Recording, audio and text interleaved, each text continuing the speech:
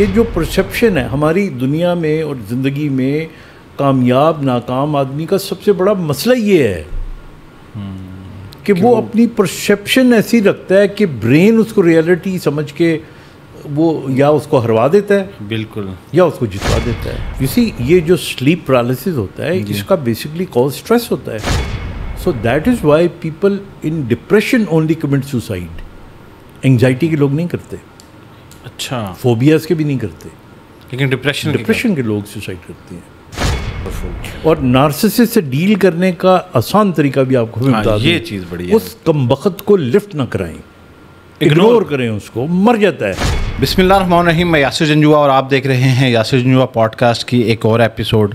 Doctor Khalid Jameel साहब हैं हमारे साथ। थंबनेल पे आपने पिक्चर देख ली होगी। आज का जो पॉडकास्ट है वो बड़ा दिलचस्प होगा क्योंकि हम इसमें दो किस्म के सेगमेंट को डिस्कस करेंगे, आपके जिस्मानी मसाइल को और नफ्सियाती मसाइल को। सर अस्सलाम वालेकुम। जी वालेकुम अस्सलाम and thank you very much for coming. Sir thank you so much, आपने वक्त दे दिया और मुझे बिल्कुल एहसास होता है आपकी मसरूफियत का। और मैं अभी देख रहा था कि आपके पास मेरे आते हुए पेशेंट बैठे हुए थे। हाँ। अच्छा, कुछ तो उनको ज़ाहिरी बात है उनका प्रॉब्लम था, लेकिन आपकी गुफ्तगू ने उनका आधा मसला हल कर दिया था। ये मेरी ज़ाती ऑब्जर्वेशन है।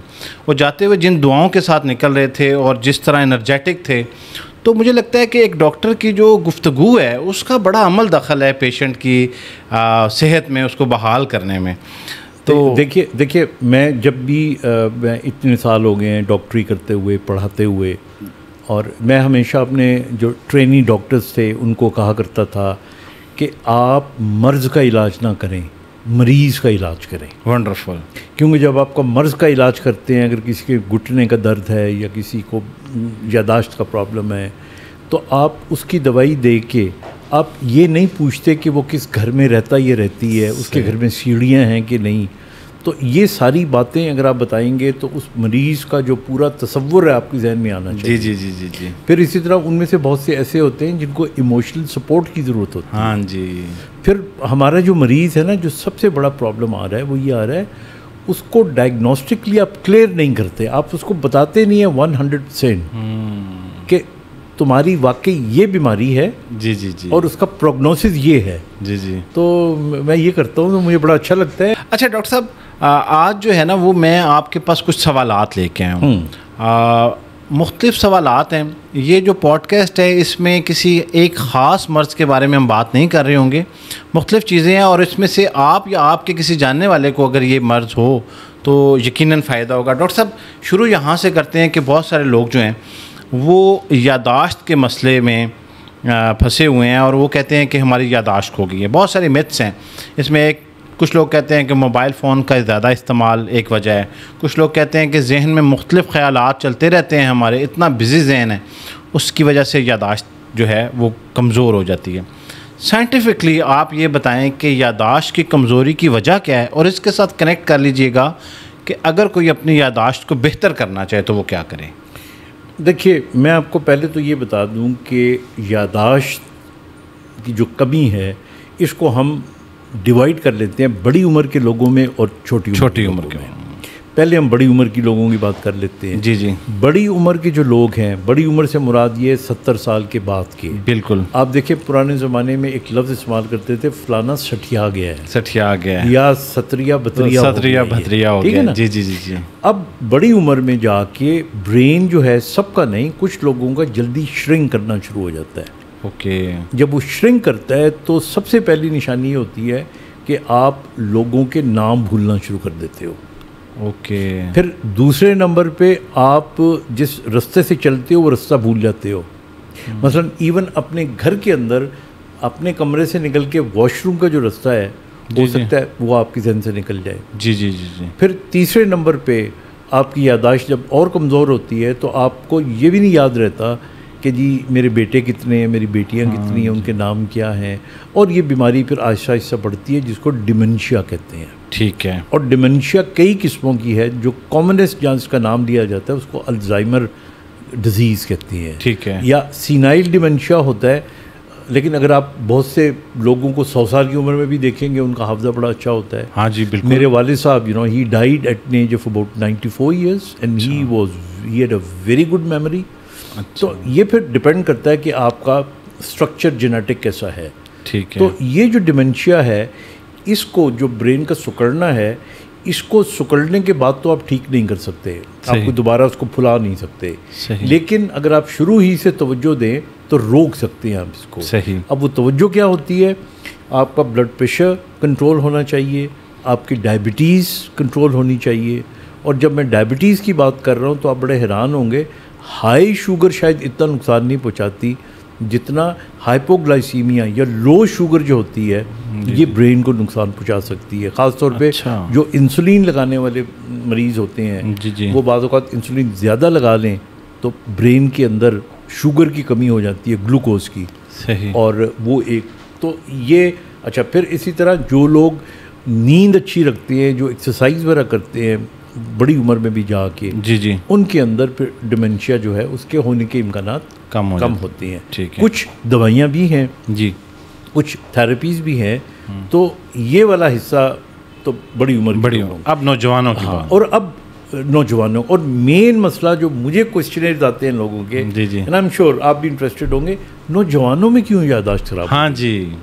अच्छा, इसे फिर ना समझने के लिए आपको थोड़ा सा मेरी तरफ देखना पड़ेगा। जी। आप ये ज़हन में समझें कि जैसे ये कप है ना, ठीक है, हमारे ब्रेन के अंदर भी हमारी मेमोरी का एक कप या एक कैपेसिटी है। सही। अगर आप इसमें कैपेसिटी में जी यानी इस कप के अंदर गैर ज़रूरी चीज़ें डालते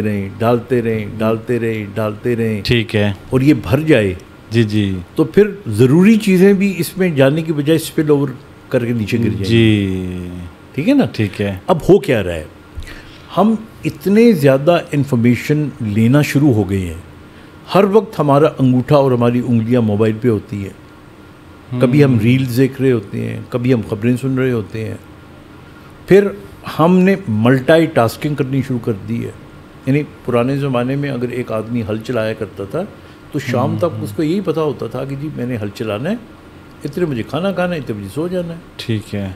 अब आपने बिल भी वक्त पे अदा करने हैं, आप ट्रैफिक का जो बेहंगम शोर है उससे भी आपने गुजर तो ये सारी जो इन्फॉर्मेशन है जी, ये जितनी भी टेंशनें हैं, परेशानियाँ, इन्फॉर्मेशन ये आपके ब्रेन के अंदर आ रही हैं।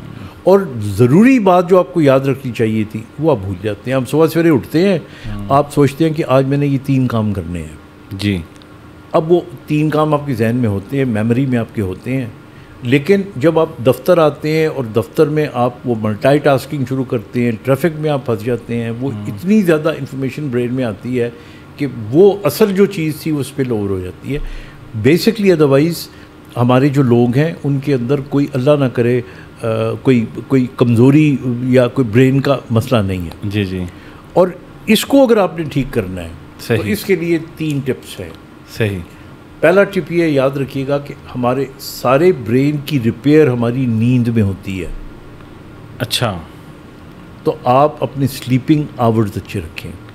अच्छा डॉक्टर साहब, अब यहाँ पे प्लीज़ ये वाज़ेह करते जाएं, बहुत सारे लोग कहते हैं कि 6 घंटे की नींद काफ़ी है, कुछ लोग कहते हैं 4 घंटे भी, कुछ 8। उम्र के हिसाब से हम ब्रैकेट ले लेते हैं 20 से 40 साल की ब्रैकेट के लोगों के लिए, ठीक है। इस एज में किस नींद को आप कहते हैं कि ये हेल्दी स्लीप टाइम है?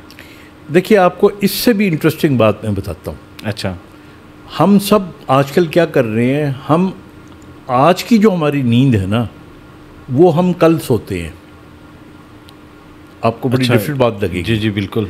देखिए, आज हमारा जो दिन है जी ये सुबह से शुरू होके रात को 12 बजे ख़त्म हो जाता है। ख़त्म हो गया तो 12 बजे के बाद तो कल शुरू हो जाता है। कल हो गया, बिल्कुल।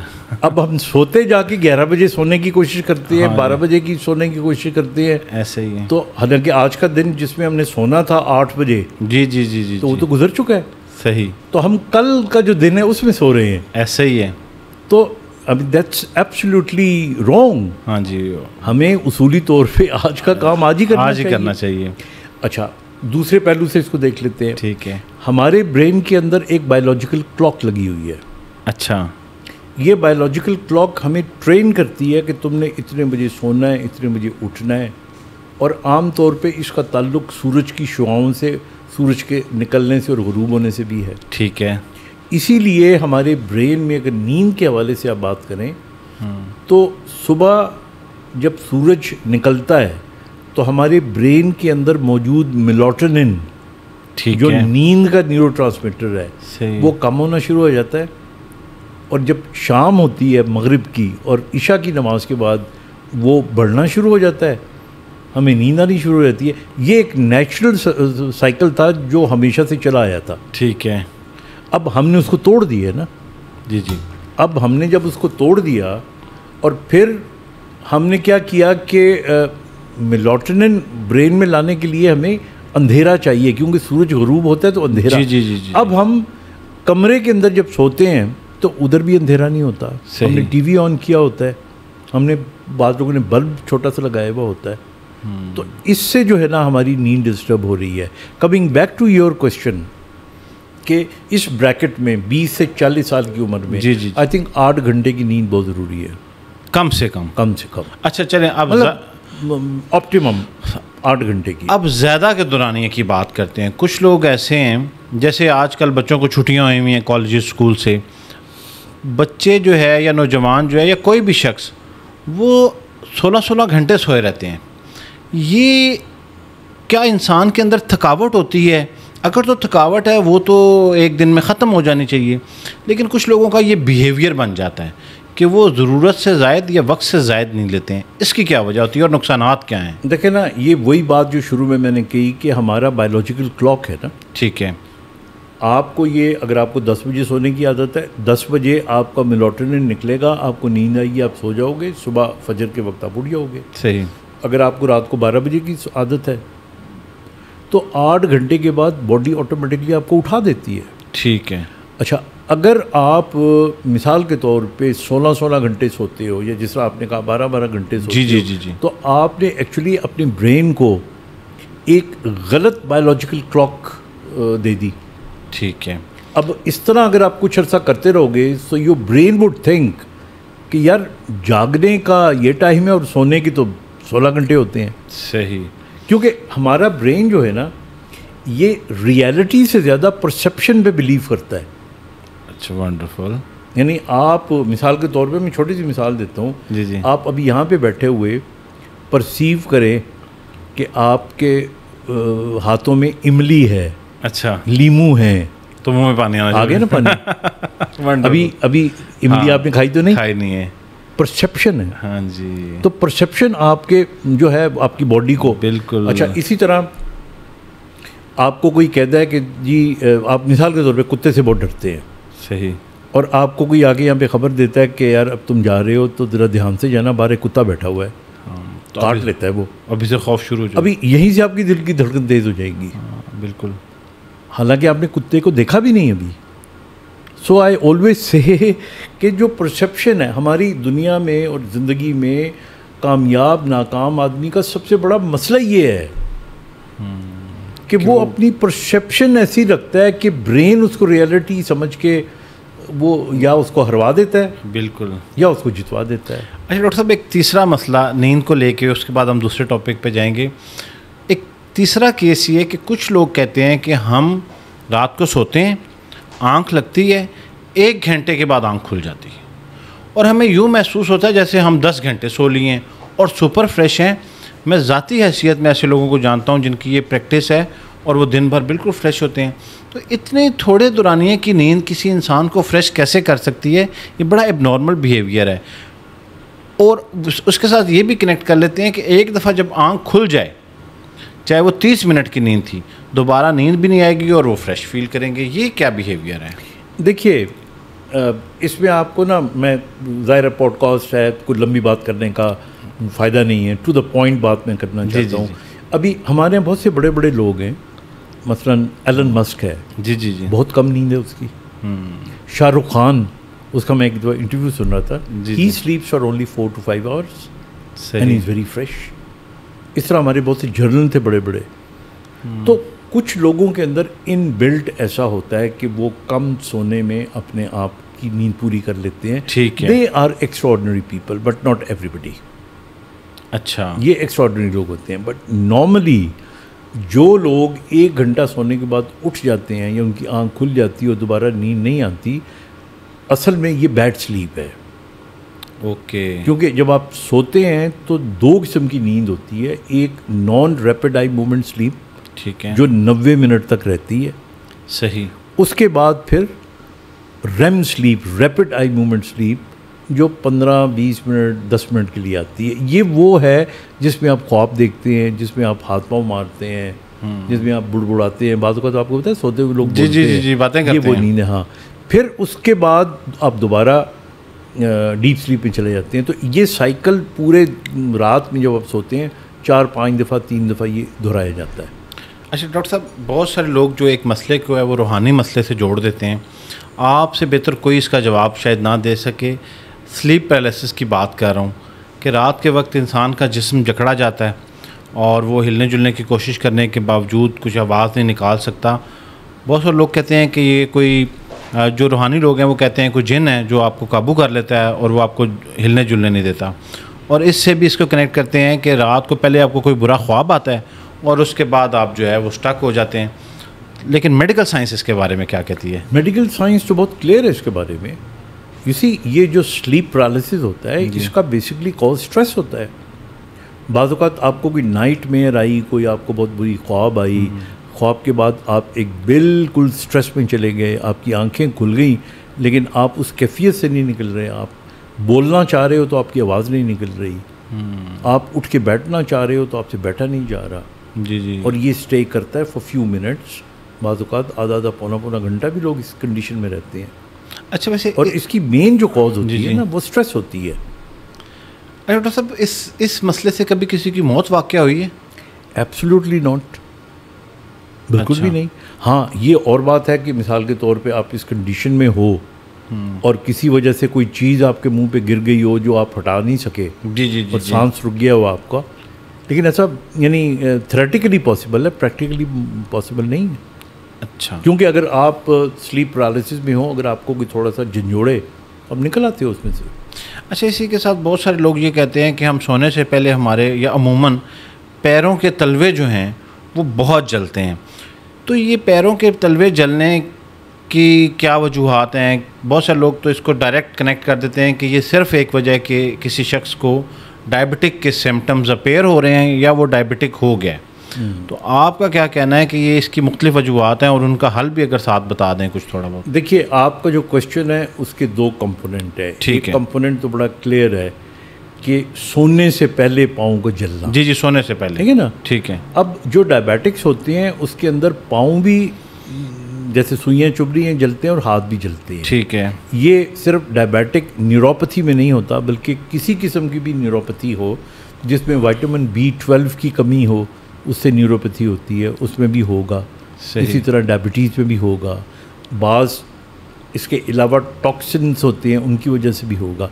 तो कोई भी न्यूरोपैथी होगी उसकी तो ये मोटी मोटी अलामतें हो गई। ठीक है। लेकिन आपके क्वेश्चन का जो दूसरा इंटरेस्टिंग हिस्सा था, जी जी, वो ये था कि कुछ लोग दिन को तो नहीं पाँव जलते। जी जी, नहीं, हाँ जी, क्यों? डायबिटिक्स के तो दिन रात हो, वो डायबिटीज अपनी जगह पे मौजूद है। जी जी जी। तो कुछ लोग हैं उनको रात को तलवे जलते हैं, और सिर्फ जलते नहीं है बल्कि टांगें बेचैन होती हैं, बेचैन हो जाती हैं। वो कभी एक टांग दूसरी टांग जी, पे, जी, जी, दूसरी जी, टांग पहली टांग पे रखते जी, हैं। जी, जी, जी, इसको हम कहते हैं रेस्टलेस लेग सिंड्रोम। अच्छा, रेस्टलेस लेग सिंड्रोम, ठीक है। और ये बेचैनी करती है। फिर जो मरीज़ है उसको एक तो तन्हाई होती है, फिर ऊपर से वो सोया हुआ होता है, ये होती है।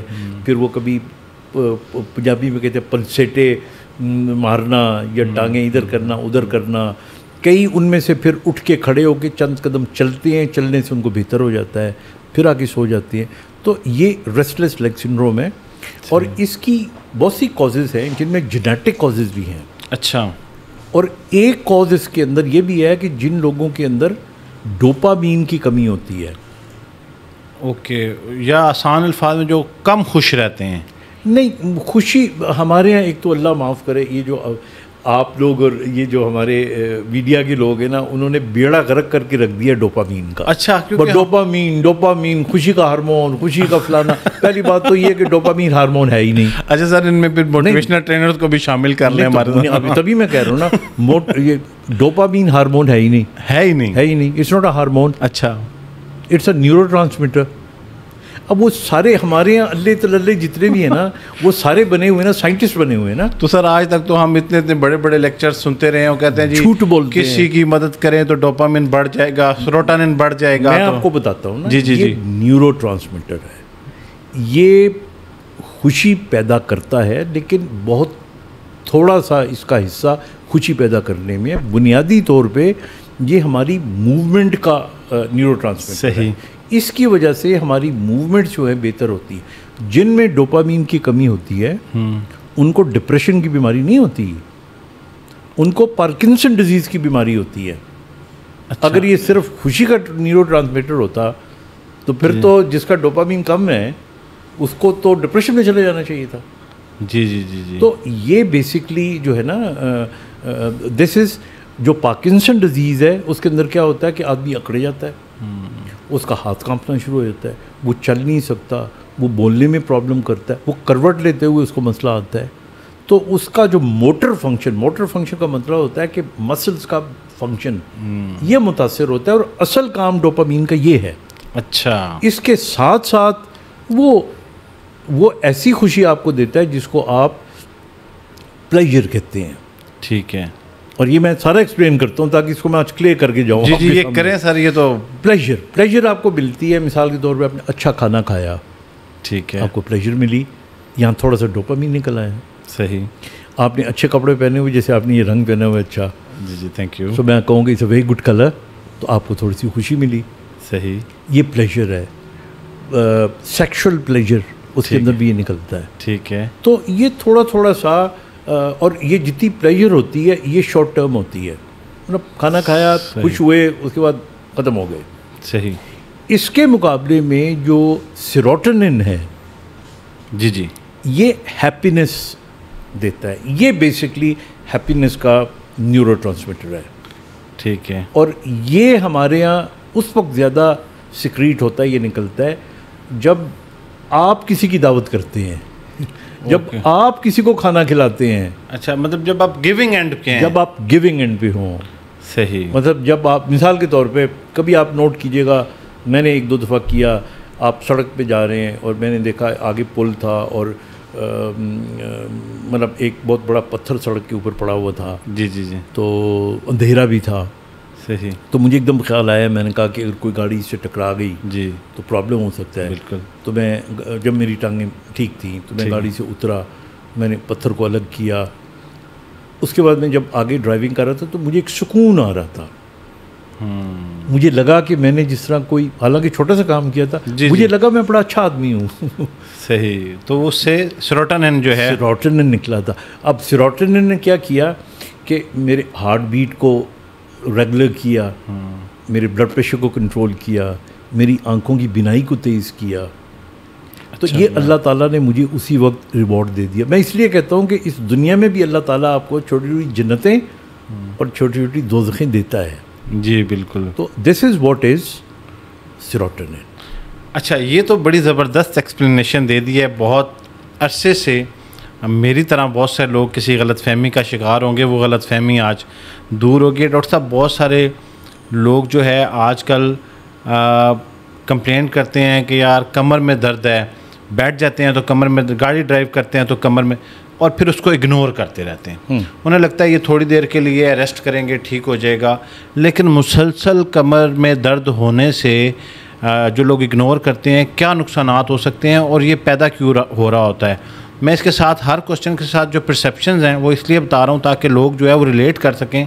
अमूमन लोगों को लगता है कि हम चेयर पे बैठ के काम करें तो बस शुरू हो गया, थोड़ी देर लेटेंगे ठीक हो जाएगा। इसे भी हम दो हिस्सों में डिवाइड करते हैं। ठीक है। यंग लोगों में, और पहले यंग लोगों की बात करते हैं। जी जी जी जी। अगर कमर का दर्द कमर में हो और साथ में टांग में और टांग की पिछली जानिब पाँव तक रेडिएट कर रहा हो, ठीक है, तो इसका मतलब होता है कि ये कमर की डिस्क का पेन है।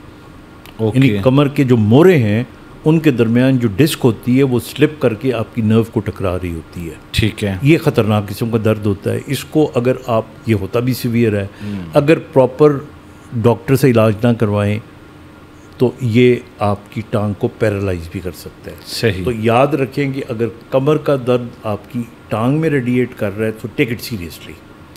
ओके। नंबर 2, अगर आप यंग हैं और आपकी कमर में दर्द होता है, और ये दर्द ख़ास तौर पे जब आप सुबह सो के उठते हैं तो आपको लगता है कि मेरा पूरा जिस्म अकड़ा हुआ है, सही, और मुझसे कोई काम नहीं हो रहा, मुझे दर्द हो रही है, और थोड़ा बहुत आप चलते हैं तो आपको लगता है कि मैं बेहतर हो गया हूँ। तो ये अगर लड़का हो और ये कंप्लेन करे, क्योंकि लड़कों में तो ये एक बीमारी होती है बाकायदा जिसको एनकाइलोजिंग स्पॉन्डिलाइटिस कहते हैं। ठीक है।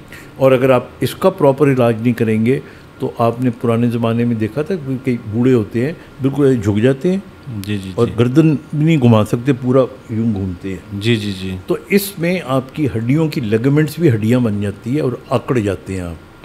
ठीक है। ये दो चीज़ें तो ख़तरनाक वाली होगी। ठीक है।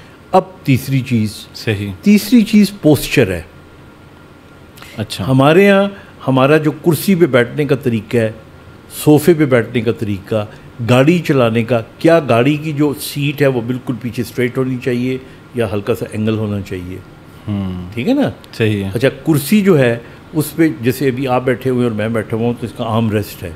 ठीक है। अगर आर्म रेस्ट है तो देखें ना हमारे हाथ यूँ आ गए, तो आधा वज़न हमारे बाजू ने ले लिया, आधा कमर ने। जी जी। अगर ये आर्म रेस्ट ना होता तो हम यूँ बैठते, बिल्कुल, हम यूँ बैठते तो कुब आ जाता, कुब आ जाता। इसी तरह फिर हमारे बच्चे जो हैं उनको आदत ख़त्म हो गई है कुर्सी बेस पे पढ़ने की। वो बेड पे पढ़ रहे होते हैं, कई फर्श कालीन पे लेटे होते हैं, टांगें बेड पे रखी होती हैं, किसी ने कुर्सी पे रखी होती हैं। हाँ जी, उल्टे लेटे हुए होते हैं, सामने लैपटॉप रखा होता है, काम कर रहे होते हैं, मस्तियाँ भी हो रही होती हैं। मैं ये नहीं कह रहा लड़कों को लड़कियों को नौजवानी में मस्तियाँ नहीं करेंगे तो कब करेंगे? कब करेंगे? करनी चाहिए। सो आई डोंट माइंड, मेमोरीज बनाएं। हाँ, मेमोरीज बनाएं, लिव अ गुड लाइफ। लेकिन ये ज़रूर करें कि जब आप फ़ोन देखते हैं, जैसे ये फ़ोन है, जी जी, तो इसको आप यूं करके ना लगे नहीं, आप टिक्की हो जाते हैं यूं करके। जब आप यूं करके टिक्की हो जाएंगे तो आप ध्यान में रखें, अगर आपने हाथ आप यूं फ़ोन को अगर आप पकड़ते हैं ना, तो आपका जो सर है इसका जो वज़न गर्दन पे पड़ रहा है वो सर जितना पड़ रहा है। ठीक है। लेकिन आप जब यूं होते हैं तो ये 4 गुना ज़्यादा हो जाता है, जब यूं होते हैं तो ये 32 गुना ज़्यादा हो जाता है। फुल फ्लेक्शन के ऊपर आप समझें कि जिस तरह आपने कोई, यानी ये सर का अगर वेट मिसाल के तौर पे 3 किलो है, तो समझे कि आपका कोई 30 किलो वज़न हो गया, यानी इतना प्रेशर पड़ रहा है आपकी गर्दन के ऊपर।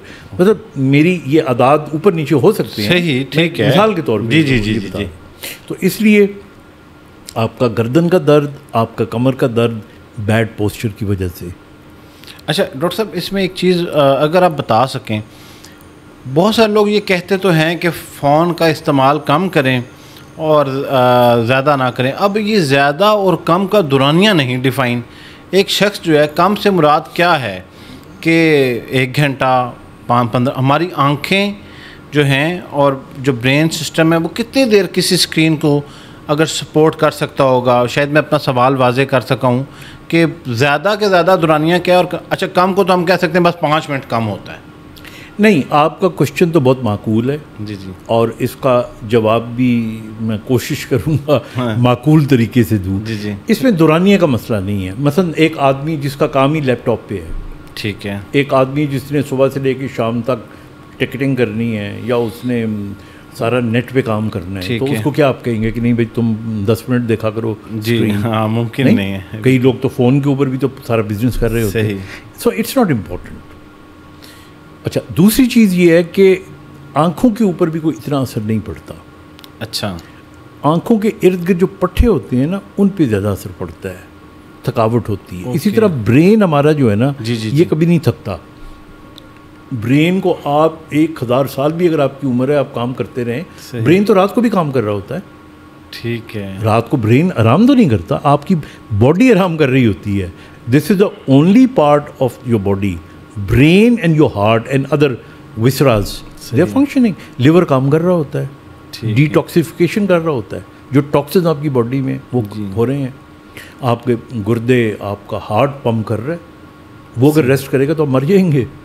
ब्रेन काम करता रहता है। So that's not important. Now what is important, answering to your question. जी जी, मेरे ख्याल में आप अपने काम की नोयत से जब लगे आपको कि आपको थकावट महसूस हो रही है, सही, तो टेक अ ब्रेक। उतनी ब्रेक लें, चाहे 5 मिनट की, 10 मिनट की, 15 मिनट। ये उन लोगों के लिए है कि जिनका काम ही कंप्यूटर पे है।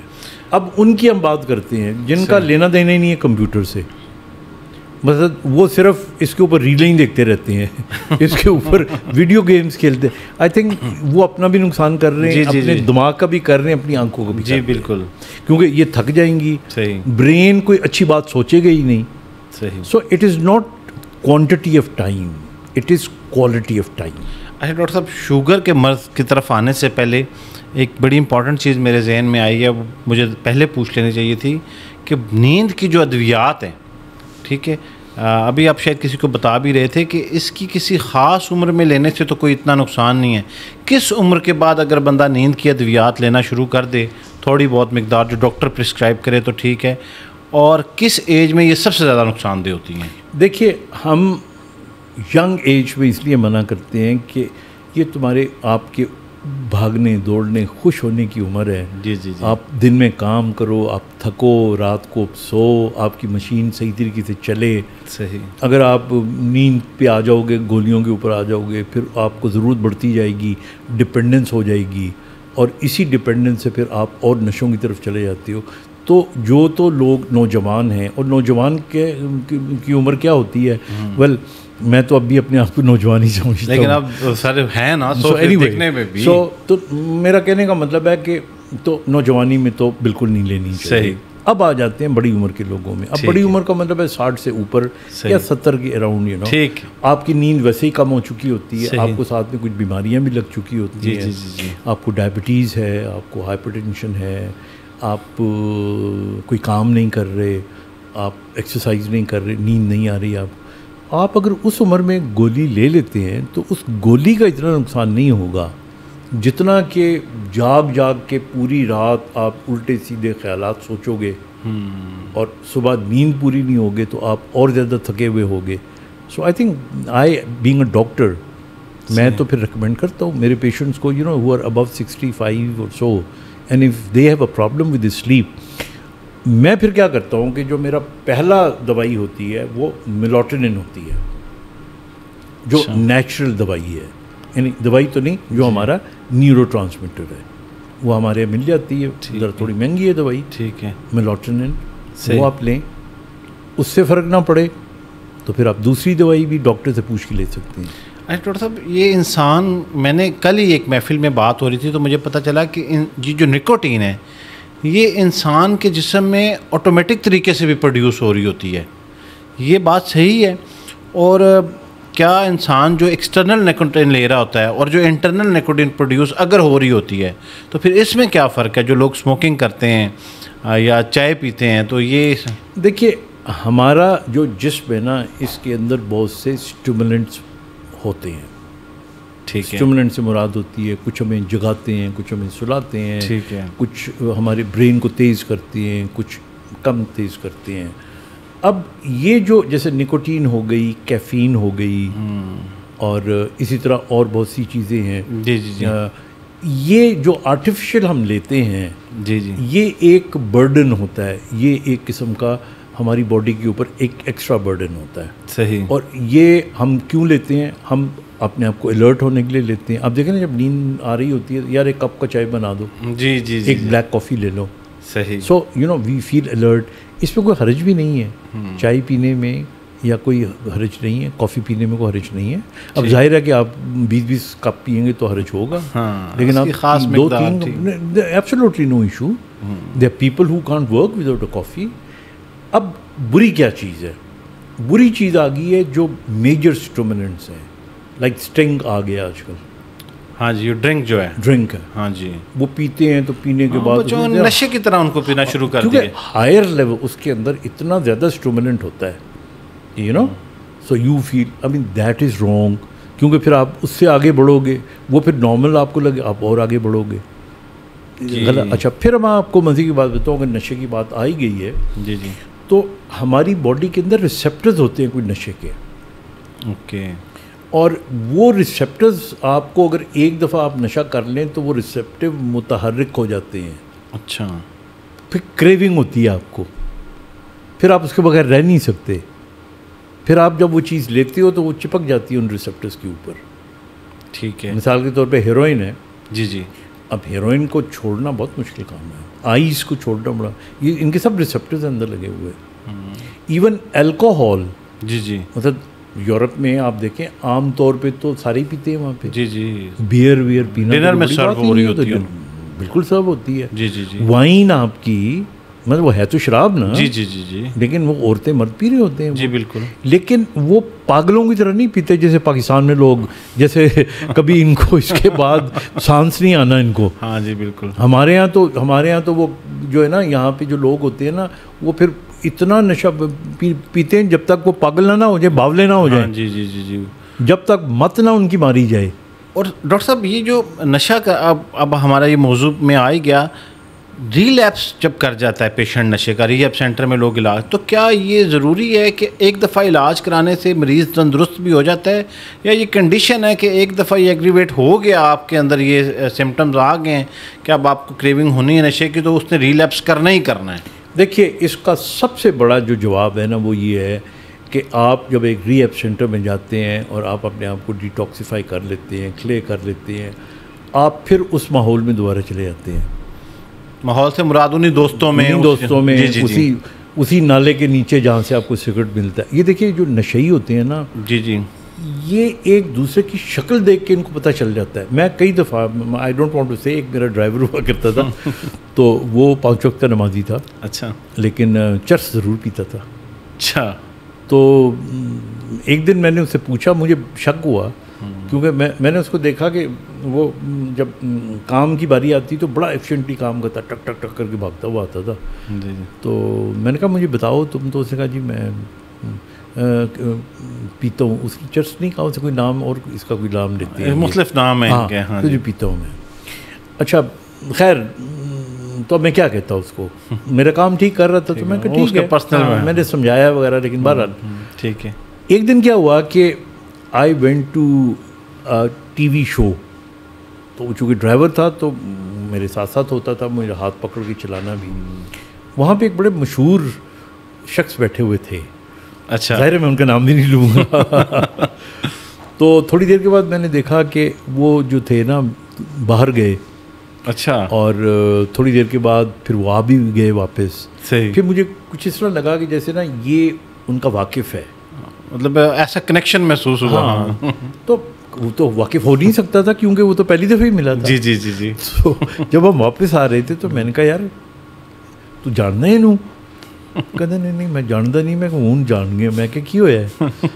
कहना बस वो साड़ी अखां चार हो गई तो मैंने पता लग गया कि ये भी नहीं पता नहीं भरा बंदा है ते ये भी लांदा है। अच्छा। ते मैं बाहर सिगरेट पी रहा सी ते ये आ गया।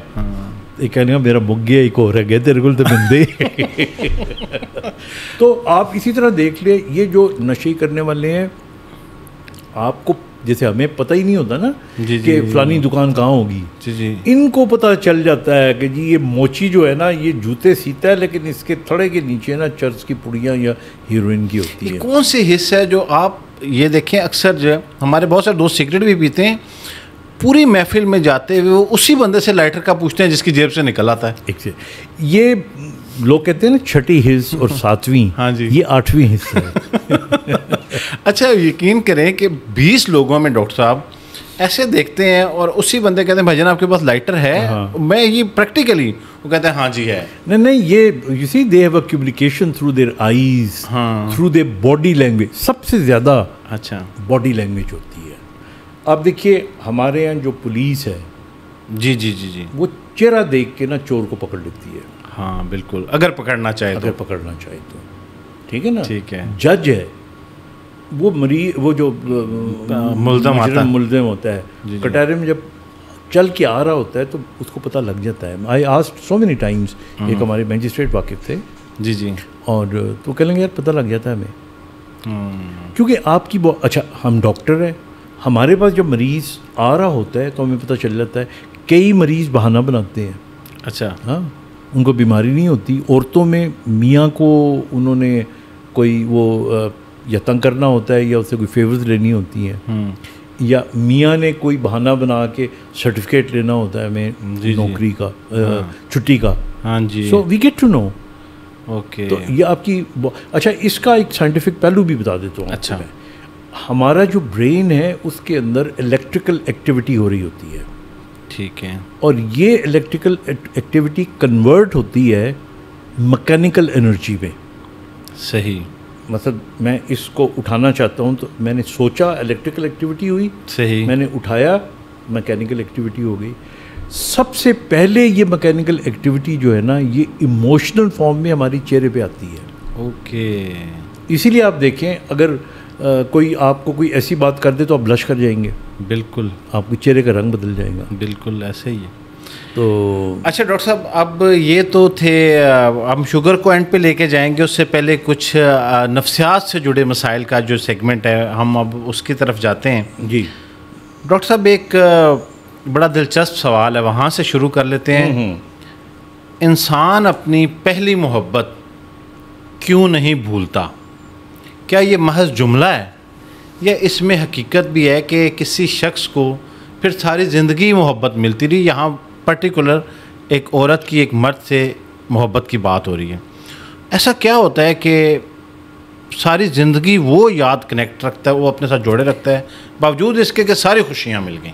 अच्छा, आई डोंट बिलीव 100%। अच्छा, आई थिंक ये आपकी नेचर पे डिपेंड करता है। आपको किसी से, हमारे यहाँ देखें ना, नौजवानी के अंदर तो कई लड़कों को कई लड़कियों से मोहब्बतें होती हैं। हाँ, कहीं से होती आप अगर कहेंगे नहीं हुई तो गलती कह रहे हैं आप। जी जी जी, होती हैं बिल्कुल। मतलब कोई मोहल्ले में अच्छी लग जाती है, कोई क्लास में अच्छी लग जाती है, कोई टीचर, किसी को पूरी क्लास ही अच्छी लग जाती है, whatever it is, you know. हाँ जी। बट और आप बाकायदा तड़प रहे होते हो उनके लिए। जी जी जी, और कई कई सालों तक याद रखते हो। एंड देन आपको एक नया शख्स मिल जाता है, वो उससे ज़्यादा अच्छा लगता है और आपकी मोहब्बत बदल जाती है।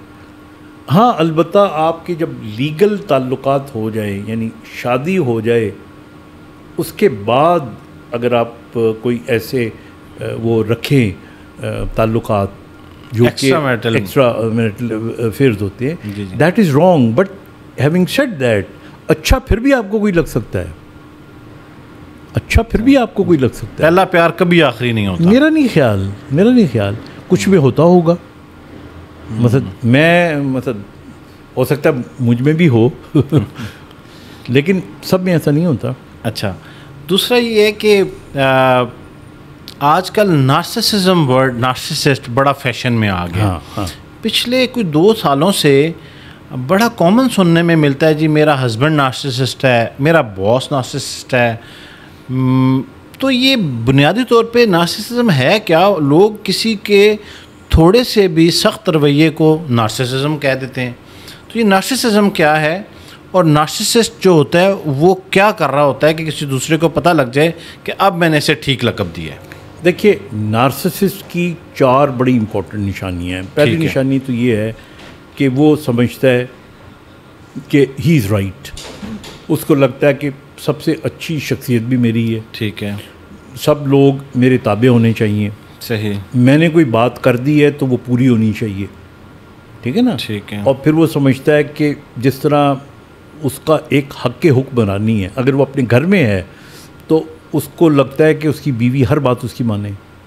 अगर वो नहीं मानेगी तो फिर रिएक्शन के तौर पे जो नार्सिसिस्ट है जी जी, वो उसकी तस्दीक करके खुश होगा। देखिए ना, मिलती है। स्ट्रिक्ट होना एक और बात है, वो नार्सिसिस्ट नहीं है। कई हस्बैंड बहुत स्ट्रिक्ट होते हैं, जी जी जी, बच्चों को चांटे भी लगा देते हैं, बीवी को भी उल्टा सीधा कह देते हैं, ठीक है, लेकिन वो सज़ा दे के या किसी को तकलीफ पहुँचा के खुश नहीं होते। नार्सिसिस्ट उनको देख के फिर खुश होता है, उस अजियत को देख के लोगों को उसको तसल्ली और उसको बड़ा। अब ये हमारे कुछ बॉस ऐसे होते हैं, जी जी, यानी वो देखते रहते हैं कि जी ये जो आदमी है इसको मैंने तंग कैसे करना है। हाँ जी, इसी तरह मियाँ बीवी हो गए, दोस्त हो गए, क्लाइंट्स हो गए। तो ये नार्सिसिस्ट की निशानी है। वो अपने आप को सबसे खूबसूरत समझेगा, वो अपने आप को सबसे स्ट्रॉन्ग समझेगा, वो समझेगा ही has a right to rule the world. हमारे पॉलिटिशियंस हैं कई ऐसे, you know, they think that there is nobody like them. हमारे खिलाड़ी हैं बहुत ज़्यादा, दे थिंक उन जैसा कोई भी नहीं है। सही। सो तकब्बुर आ जाता है उनके अंदर। ओके, एक सादे जुमले में अगर आप कहें ना, जी, मुतकब्बर इंसान जो है ना, और मुतकब्बर तो और भी बहुत से हैं, लेकिन वो मुतकब्बर शख्स जो दूसरों को अजियत दे के खुश होता है, उसे हम नार्सिसिस्ट कहेंगे। वंडरफुल। और नार्सिसिस्ट से डील करने का आसान तरीका भी आपको मैं बता दूं, ये चीज़ बड़ी है। उस कमबख्त को लिफ्ट ना कराएं, इग्नोर करें उसको, मर जाता है वो। जिस तरह पानी मछली के बगैर तड़प तड़प के मर जाती है ना, इसी तरह नार्सिसिस्ट जो होता है ना, जब उसको लगता है ओए इन्हों तो परवाह ही नहीं होगी, तो वो दिल ही दिल में मचल मचल के ना, तो इसलिए if you really want to punish a narcissist, ignore him, उसको लिफ्ट ही ना कराओ, उसकी तरफ देखो ही ना, उसकी सुनी अनसुनी कर दो, गुजर जाओ आगे, किसी और को लिफ्ट कराना शुरू कर दो, वो तड़प तड़प के मर जाएगा। लेकिन ज़्यादा मेरे ख्याल में उस टाइम पे चैलेंजिंग सिचुएशन बनती है जब किसी नार्सिसिस्ट के साथ आप एक ऐसे रिलेशन में हो कि आप ये सब ना कर सकें। ख़ास तौर पे बीवी के रिश्ते में बड़ा मुश्किल हो जाता है। सबॉर्डिनेट है, वो बॉस को इग्नोर करेगा तो मसाइल क्रिएट होंगे। बावजूद इसके जिस हद तक किसी से मुमकिन हो सके तो वो इग्नोर। देखिए ना, जब हम इग्नोर कहते हैं ना, तो उस इग्नोर का मतलब ये नहीं होता कि आप आगे से उससे लड़ाई करना शुरू कर दें। जी जी जी। अगर आप पे कोई चीख चिल्ला रहा है और अगर आप खामोश हैं, तो बुनियादी तौर पे तो आपने बदतमीजी नहीं की ना। जी जी जी जी जी जी। तो he will not have a right कि वो आपको कहे कि ओए तुम आगे बोलिया भी क्यों नहीं, हाँ, तो चुप क्यों हो गए। हाँ जी। लेकिन वो दिल ही दिल में तड़प रहा होगा। हाँ, वो बेसिकली वो रिस्पांस देखना चाहता है, उसको अज़ियत नज़र नहीं आ रही, अज़ियत नज़र नहीं आ रही ना, वो फिर किसी और तरीके से तड़पाएगा। अब मियाँ जो होते हैं, अगर वो बीवी आगे से नहीं बोलती ना, जी जी जी जी, तो अब वो फिर और तलाशी बहाने ढूंढ रहे होते। मसलन वो क्या करेंगे, अच्छा मैके नहीं जाने देंगे बीवी को, बीवी के ठीक है मैं नहीं जाना, ठीक है। अच्छा, अब उनको परेशानी हो जाएगी, यार ये तो जा ही नहीं रही, इन्हों फ़र्क ही नहीं पिया, शॉपिंग करनी है, फलाना चीज़ करनी है, तो अब आपको थोड़ा सा फिर सेक्रीफाइस करना पड़ता है, but you have to deal with them like this. अच्छा, खौफ के ऊपर जाते हैं जी। बहुत सारे लोग जो हैं उनको किसी किस्म का कोई मसला नहीं होता, लेकिन एक अनजाना सा खौफ डॉक्टर साहब उनके जहन में रहता है, डर रहता है। ये डर की क्या डेफिनेशन है और ये बग़ैर किसी वजह के खौफ ज़्यादा रहने की क्या वजह हो सकती है? देखिए, मेडिकल ज़ुबान में हम इसको फ़ोबिया कहते हैं। फ़ोबिया और बहुत से फ़ोबियाज़ हैं। किसी को हाइट का फ़ोबिया होता है, किसी को पानी का फ़ोबिया, किसी को आग का फ़ोबिया। तो ये कुछ तो इनबिल्ट होते हैं, कुछ का ताल्लुक़ हमारे पास्ट के साइकोलॉजिकल एक्सपीरियंस से होता है। मैं इसमें मज़ीद ऐड कर दूँ, उन्हें हर वक्त लगता है कि कुछ होने वाला है। वो एंग्जाइटी है, वो फ़ोबिया नहीं है। अच्छा, वो एंग्जाइटी है, उस पर भी हम आते हैं। ठीक है। तो फ़ोबिया जो है ना, बेसिकली ये इन चीज़ों का नाम है। कईयों को एक्सक्यूज़ मी, छिपकली का फ़ोबिया है, मतलब वो बहुत बड़ी चीज़ से नहीं डरेंगे, कॉकरोच से डर जाएंगे। सही। इसीलिए मैं हमेशा कहता हूँ कि जो आदमी कुत्ते से डरता है ना, कुत्ता उसे ज़रूर काटता है। उसकी वजह ही है कि अगर आप कुत्ते से नहीं डरते जी जी, और आप घर से निकले और सामने कुत्ता बैठा हुआ है, तो आप परवाह नहीं करोगे, आप निकल जाओगे। जी जी जी। अगर आप कुत्ते से डरते हो तो आप कुत्ते की तरफ देखोगे, यार एक काट ना ले गई। अच्छा, कुत्ता अपनी तरफ से सोच रहा होता है, यार मैंने वेख रहा है ये ना मैनू कुछ नुकसान पहुँचा दे, वो पै जाता है। हाँ जी, यू सी, बिल्कुल। So this is how you know your actions and your thoughts they are converted into reactions. सही। तो फोबियाज जो होती हैं जितने भी, इनके पीछे मैं आपको एक अपना फोबिया बताता हूँ। अच्छा। मैं इंग्लैंड में था, ठीक है। और क्या हुआ कि हम ट्यूब स्टेशन में सफ़र कर रहे थे, तो अंडरग्राउंड तो बहुत बड़ी वो थी, अपना लिफ्ट थी जिसमें कोई 100 बंदों की कैपेसिटी थी और पैक था, रश आवर था। ठीक है। जब वो तकरीबन मेरे ख्याल मिडिल में गई होगी तो रुक गई। ओके। अब जब वो रुकी तो सब ने कहा ओ इवन इंग्लैंड इज़, जो हमारे एक दो पाकिस्तानी साथी कह लेंगे यार इंग्लैंड भी पाकिस्तानी है, तो कोई कुछ कह रहा था, कोई कुछ कह रहा था। फिर उसके बाद थोड़ी देर के लिए हल्का सा झटका लगा लिफ्ट को, जैसे वो नीचे गिरी है हल्की सी, वो 1 फुट, फिर चीखें मानी सारों ने। फिर उसके बाद ना वो वेट करते रहे, फिर बत्ती ऑफ हो गई। अच्छा, उस लिफ्ट में एक लिफ्ट मैन भी बैठा हुआ था, वो सारे उसको काला था, उसको गए और वो आगे से पी हुई थी या पता नहीं कुछ, वो आगे से आई डोंट नो। हाँ जी। अच्छा, अब वो कैन यू इमेजिन 45 मिनट्स तक हम फंसे रहे, और एक एक सेकंड जो था ना वो हमें सदियां लग रही थी। मेरे साथ पाकिस्तानियों के अलावा एक कोयत का अरबी था, वो ज़रा छोटे से कद का। अच्छा। तो अब मैं ना खुद हौसला लेने के लिए उसको हौसला दे रहा था, यानी अंदर से मैं डरा हुआ था। हाँ जी। उसे मैं कहता, no brother don't worry, nothing will happen. Okay. तो वो सिर्फ मेरी तरफ देखता और कहता, brother why did I leave my country and came to UK. अच्छा, वो लिफ्ट फिर नीचे आ गई, सॉरी नीचे भी नहीं आई, वो एक और लिफ्ट लेकर आई सही। उसके पैरेलल, तो उसको उन्होंने हमें ट्रांसपोर्ट किया और फिर हम नीचे आ गए। नीचे में वो उन्होंने ड्रिंक्स वगैरह और वो हमारी खातर वातर की। इस वाक़े के बाद नियरली 3 to 4 years मैं लिफ्ट में नहीं बैठा। मुझे इतना फोबिया हो गया था।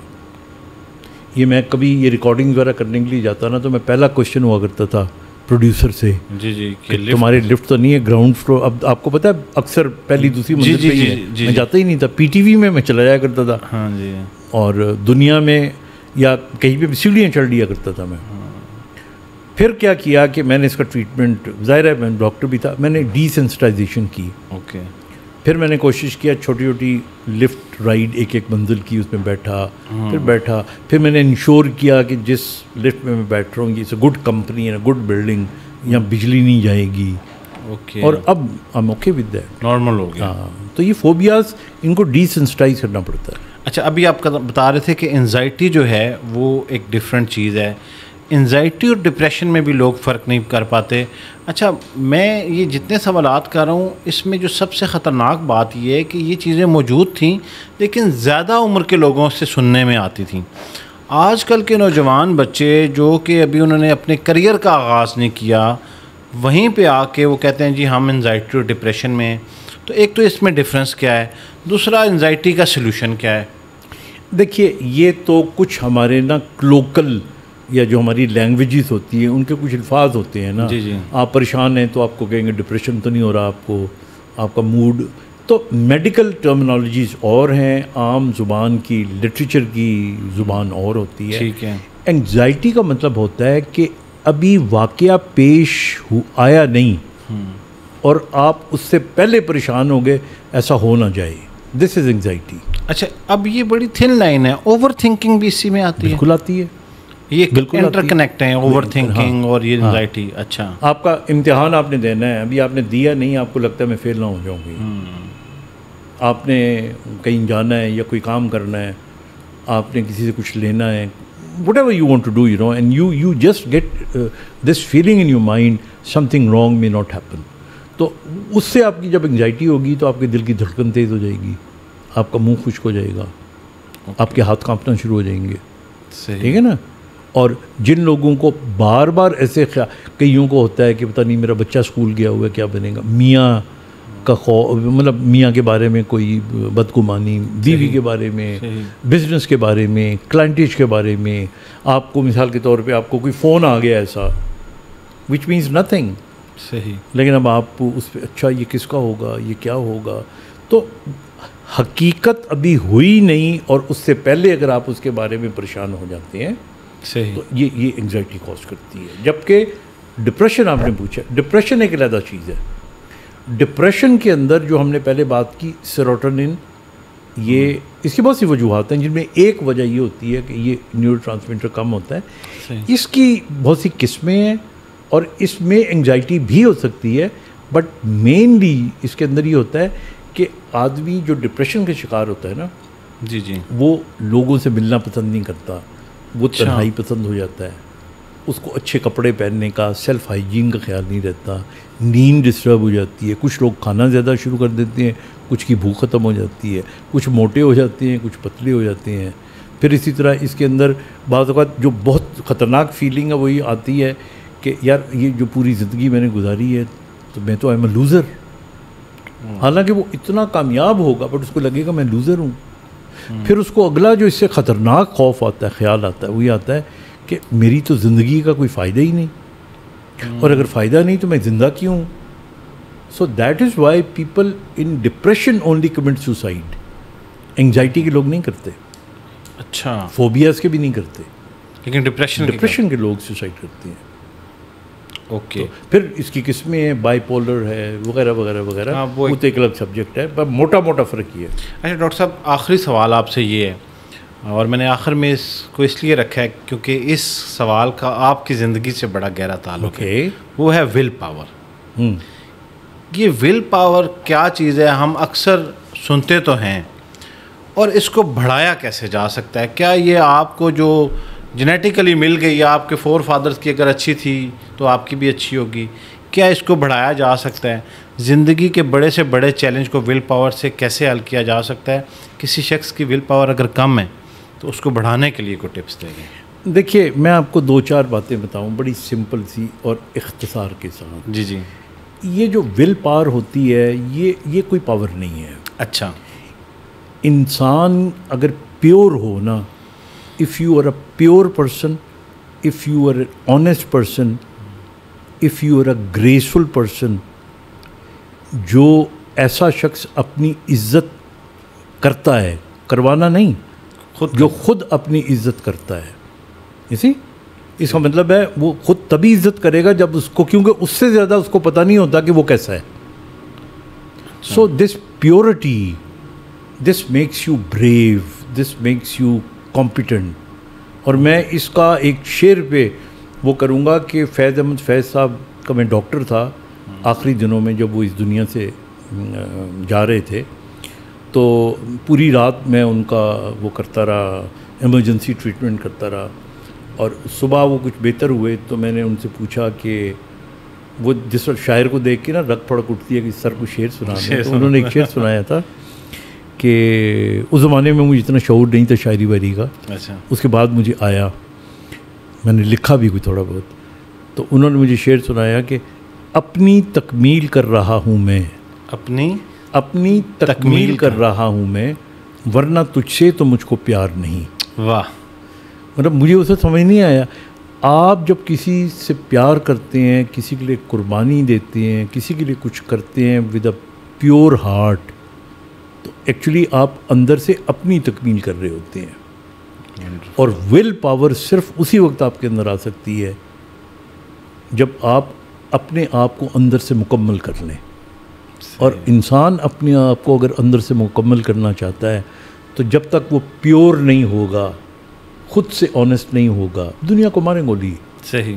उनके साथ खुद अपने अंदर वो एक मजबूत, प्योर, एक बहुत अच्छा इंसान नहीं होगा जिसकी वो खुद इज़्ज़त नहीं करता, विल पावर नहीं आती।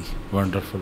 डॉक्टर साहब, आपके वक्त का बहुत बहुत शुक्रिया, और बड़ा अच्छा लगा आपसे, बड़ी दिलचस्प गुफ्तगू थी और बहुत सारे कॉन्सेप्ट्स क्लियर हुए, ना सिर्फ मेरे बल्कि यकीनन जो इस पॉडकास्ट को देख रहे हैं। और मैं कोशिश करूंगा, अभी बहुत सारे सवालात मेरे जहन में, नेक्स्ट टाइम, तो फिर नेक्स्ट टाइम आपसे एक नसीहत रखेंगे। Thank you so much sir. जज़ाकल्लाह।